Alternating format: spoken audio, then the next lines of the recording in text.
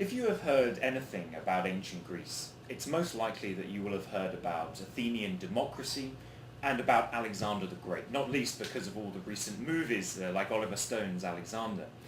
But what no one may have told you, and what it's very hard to realise even if you read a lot of the literature, is that those two polar opposites, Athenian democracy and King Alexander the Great, democracy and absolute monarchy, were separated in the ancient Greek world by a period of just about 80 years, a single lifetime in which the ancient Greek world was turned completely on its head. My book, From Democrats to Kings, seeks to tell the story of that transition, of how the Greek world got turned up on its head, the brutal dawn of a new world, from the downfall of Athens to the rise of Alexander the Great. Now, why should we care about that period of history? And what, if we do examine it, what can it tell us?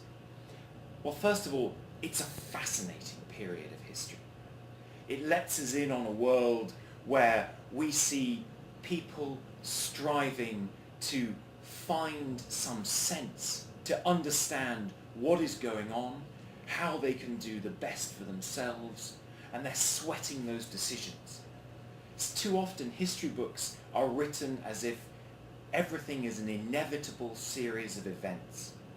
But my book tries to tell the story of this brutal dawn of a new world from the perspective of the people who lived that time. It gets into the shoes of those ancient Greeks and sees it from their perspective when they didn't know what was going to happen next. And within that, some examples of the period, of the things that I really like about this period of time. There are moments that I like to call sliding door moments. In the film Sliding Doors, where if one thing, just one thing had happened slightly differently, then the whole course of history would have been changed.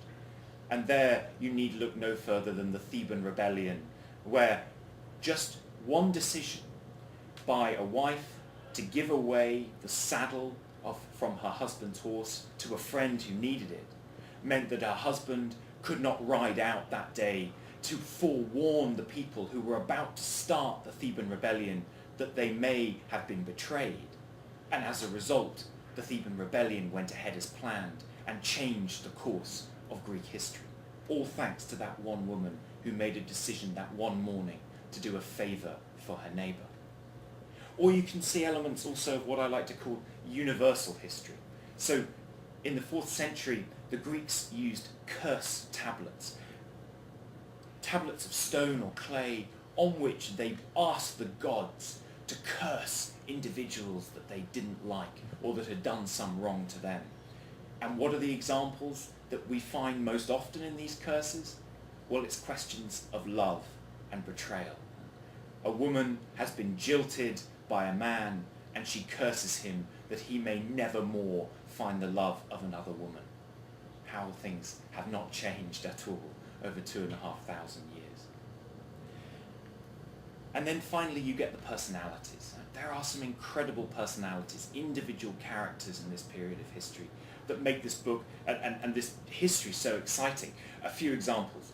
Dionysius I, the ruler of Syracuse over in Sicily, who has a huge impact on what goes on in Greece during the 4th century BC.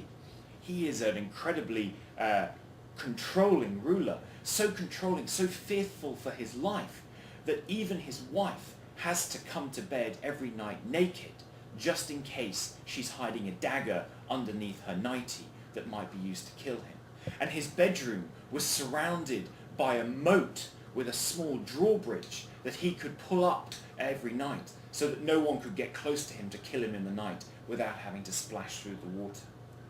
Or if you go back to Thebes, two great leaders, Epaminondas and Pelopidas, one a bodybuilding philanthropist, the other a vegetarian philosopher. These two characters so different, and yet the two of them led Thebes to greatness during the 4th century BC.